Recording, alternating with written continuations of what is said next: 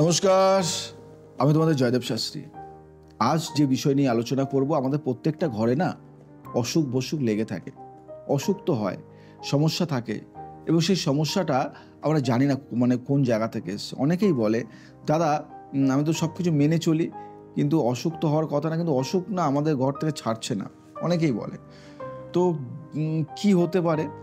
আমি তো মেডিসিন খাচ্ছি, সবই খাচ্ছি, কিন্তু অসুখ তো হওয়ার কথা না, কিন্তু রোগ আমার মায়ের, বাবার, পিসির, জ্যাঠার, শ্বশুর, শাশুড়ি সবারই দেখি একটা রোগের মানে থাকে, ঘরের থেকে রোগ যাচ্ছেই না।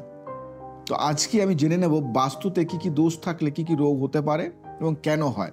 এই বিষয় নিয়ে আলোচনা কেউ করে না, কেন করে না আমি জানি না, কিন্তু আমি আলোচনা করার একমাত্র কারণ, যেহেতু আমার যারা ক্লায়েন্ট আছো তারা আমাকে বলো যে দাদা এই বিষয় নিয়ে একটু আলোচনা করো, এটা নিয়ে বলো, তাই তোমাদের জন্য কিন্তু এগুলি বলা এবং এই সমস্যাগুলি তুলে ধরা কেন হচ্ছে। আর এর জন্য বহু রিসার্চ করতে হয়, বহু কষ্ট করতে হয়। তাই এই কষ্টের ফল যদি তোমরা দিতে চাও তাহলে কমেন্টস করো, শেয়ার করো, লাইক করো, সাবস্ক্রাইব করো এবং অনেক অনেক অনেক বন্ধুদের মাঝে ছড়িয়ে দাও।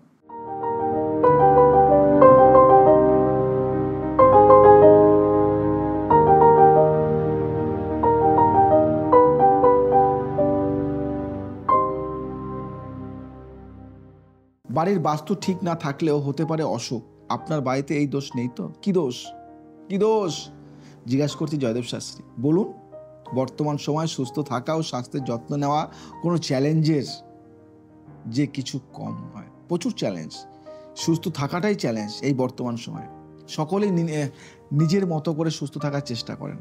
পরিবারের একটি সদস্য অসুস্থ হয়ে পড়লে সমগ্র পরিবার দুশ্চিন্তায় থাকে, তাই নয় কি? রোগের কারণে আবার শারীরিক, মানসিক ও আর্থিক এই তিন ধরনের সমস্যার মোকাবিলা করতে হয়। শরীরের রোগ প্রতিরোধ ক্ষমতা দুর্বল হওয়ার কারণে নানান রোগের কবলে পড়ে থাকেন অনেকে। কিন্তু বাস্তু অনুযায়ী বাড়ির বাস্তু দোষ পরিবারের সদস্যদের মধ্যে রোগের সম্ভাবনা বাড়িয়ে। বাস্তুশাস্ত্রের শুভ শক্তির তিনটি স্থানের উল্লেখ করা হয়েছে। এগুলি হলো উত্তর, পূর্ব মানে মধ্য, উত্তর, পূর্ব, মধ্য, ব্রহ্মস্থান ও দক্ষিণ পশ্চিম। এই তিনটি স্থানই সুস্বাস্থ্যের জন্য গুরুত্বপূর্ণ। এই স্থানগুলিতে বাস্তুদোষ থাকলে পৃথক পৃথক রোগ দেখা যায়। কি কি রোগ দেখা যায় জানি এবার। বাস্তুশাস্ত্র অনুযায়ী বাড়ির মধ্যভাগ বা আঙিনাকে ব্রহ্মস্থান মনে করা হয়। অতীতে অধিকাংশ বাড়িতে খোলা আঙিনা থাকতো। আমরা এখন কিন্তু বারান্দা বলি, ব্যালকনি বলি, অনেক রকম নাম চেঞ্জ হয়েছে। বারান্দা বলি না, উঠোন বলতাম আগে। কিন্তু বর্তমানে বাড়িতে আকার ও গঠনের পরিবর্তন এসেছে। নিজের বাড়ির তুলনায় লোকে ফ্ল্যাটে থাকেন বেশি, এর ফলে অধিকাংশ বাড়িতে আঙিনা থাকে না, তাই ব্রহ্মস্থানও খোলা রাখা সম্ভব হয় না। ঘরের মধ্যভাগে ভারী জিনিস রাখা থাকলে তার স্বাস্থ্যের উপর প্রতিকূল প্রভাব বিস্তার করে। এই অবস্থান রোগকে আমন্ত্রণ জানায়। এর ফলে পরিবারের ইতিবাচক শক্তি বাধা পায়। বাড়িতে আঙিনা না থাকলে উত্তর বা পূর্ব দিকে খোলা রাখুন। আবার বাড়ির মাঝখানে সিঁড়ি থাকলেও বাস্তুদোষ হতে পারে, তাই সবসময় কোণার দিকে সিঁড়ি তৈরি করুন। এটা কিন্তু জানতেন না। বহু লোক কেন আসে আমার কাছে, দাদা কোন দিকে সিঁড়ি করব, কোন দিকে বাথরুম করব, কোন দিকে শোয়ার ঘর করব? তার কারণ এটাই, যে কোনো সমস্যা, বাস্তুর এনি টাইপ অফ প্রবলেমস আছি আমি। বাস্তু মতে বাড়ির উত্তর পূর্ব দিকে ইতিবাচক ও শুভ শক্তিতে সমৃদ্ধ। এই দিক ঠাকুর ঘর রাখা উপযুক্ত। আবার বাড়ির উত্তর পূর্ব দিক খোলা থাকা অত্যন্ত জরুরি। ভুলেও এই দিকটিকে বন্ধ করবেন না। ঘরের উত্তর পূর্ব দিক বন্ধ থাকলে পরিবারের সদস্যরা নানান রোগে ভুগতে থাকেন। এর ফলে অর্থ অভাব হয়। বাড়ির উত্তর পূর্ব স্থান বা ঈশান কোণকে সবচেয়ে সুন্দর ও ভালো মনে করা হয়। লক্ষ্য রাখবেন বাড়ির ঈশান কোণ কাটা না হয়। মনে করা হয় যে ঈশান কোণ কাটা থাকলে পরিবারের সদস্যদের রক্ত বিকার হওয়ার সম্ভাবনা থাকে। পাশাপাশি কি ভাবছেন, কি রোগ দেখা দেয়? বলুন তো?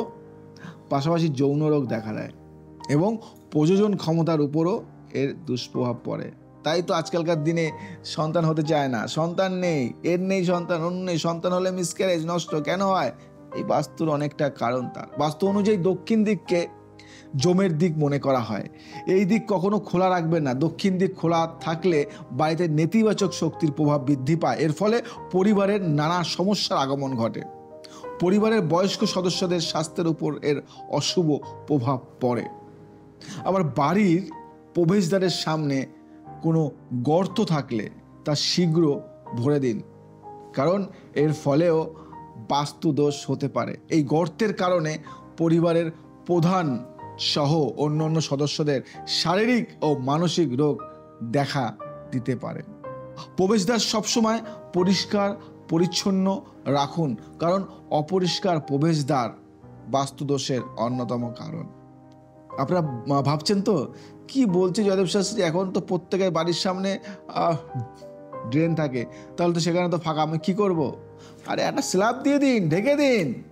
বাস্তুশাস্ত্র মতে দক্ষিণ পূর্ব দিককে আগ্নেয় কোণ বলা হয়, মানে অগ্নিকোণ বলা হয়। এই দিকে রান্নাঘর থাকা উচিত। উল্লেখ্য, রান্নাঘর এই কোণে না থাকলে পরিবারের সদস্যরা অসুস্থ থাকেন। বিশেষত পরিবারের যে ব্যক্তি রোজগার করে তার স্বাস্থ্য দুর্বল থাকে। বাড়ির দক্ষিণ পূর্ব দিকে শৌচালয় থাকলে হাঁটুর ব্যথা থাকতে পারে। ভাবছেন তো জয়দেব শাস্ত্রী কি করে এগুলি বার করে? রিসার্চের ফল এগুলি। আবার দক্ষিণ দিকে কালো রং হলে কিডনির রোগ দেখা দিতে পারে। আপনার কিডনির রোগ কেন হচ্ছে? হওয়ার তো কথা নয়। আপনি তো সব যত্ন করেন, দেখুন তো এই নিয়মটা আছে কিনা। শয়নকক্ষের অবস্থান ও সুস্বাস্থ্যের উপর প্রভাব বিস্তার করে। দক্ষিণ বা দক্ষিণ পশ্চিম দিকে বিছানা থাকলে রোগ পিছু ছাড়ে না, রোগ পিছু ছাড়ে না। পশ্চিম উত্তর মানে পশ্চিম দিকের শয়নকক্ষ থাইরয়েডের অন্যতম কারণ হয়ে দাঁড়াতে পারে। ভাবতে পেরেছেন? রোগ কি রোগ হচ্ছে, কিসের জন্য, সেটাও কিন্তু বের করা সম্ভব জ্যোতিষে। আবার উত্তর পূর্ব দিকে শয়নকক্ষ থাকলে মানসিক রোগ দেখা দিতে পারে। ভুলভাল বকে, পাগল, সাইকোলজি প্রবলেম থাকে, বেশি বোঝে, বকবক করে, এইসব কারণগুলি মেনে চলুন। এইসব কারণগুলি দেখে নিন, বুঝে নিন, জেনে নিন। সাধের তো একটা ঘর বানাবেন, বাড়ি বানাবেন, অনেক টাকা খরচা করে। করতেন তো কাজ, চাকরি, ব্যবসা, অনেক কষ্ট করে টাকা জমিয়েছেন। আপনাদের তো অট্টালিকা নেই, প্রচুর টাকার মালিক তো নন যে আজকে একটা বাড়ি করবেন, ভেঙে আর একটা বাড়ি করবেন। কষ্টের পয়সা, 1 টাকা রোজগার করতে অনেক টাকা লাগে, অনেক অনেক কষ্ট হয়। 1 টাকা রোজগার করতে একদম মাথার ঘাম পায়ে পড়ে যায়। তো সেই টাকা দিয়ে একটা যখন বাড়ি বানাবেন, বাড়িটা একটু বাস্তুবিদকে একটু দেখিয়ে নিন না। একটা বাস্তুবিদকে দেখিয়ে নিয়ে যে কিভাবে করতে হয়। বানিয়ে ফেলেছেন, জানেন না, জানতেন না, বা আমারও খোঁজ পাননি, তখন শোনেননি এই প্রোগ্রামটি, কি করবেন? একবার কনসাল্ট করে নিন। অনেক সমস্যার সমাধান করা যায়। যেমন দোষ থাকে তেমন দোষ নির্মূল করার জন্য ওষুধও থাকে। তাই বিলম্ব নয়, আর দেরি নয়, আমি আছি আপনাদের সাথে। যে কোনো সমস্যার সমাধানে জয়দেব শাস্ত্রী পাশে আছে। আর একটা কথা বলি, এই প্রোগ্রামটি যদি ভালো লেগে থাকে ছড়িয়ে দিন ফ্রেন্ড সার্কেলের মধ্যে, শেয়ার করুন, লাইক করুন, কমেন্টস করুন। আর যদি অন্য কোনো কিছু জানার থাকে জানান, আমি জানাবো আপনাদেরকে। আজ আসি, আবার আসবো নতুন কিছু নিয়ে। ভালো থাকুন, সুখে থাকুন, সবাইকে ভালো রাখুন। জয় শ্রীরাম।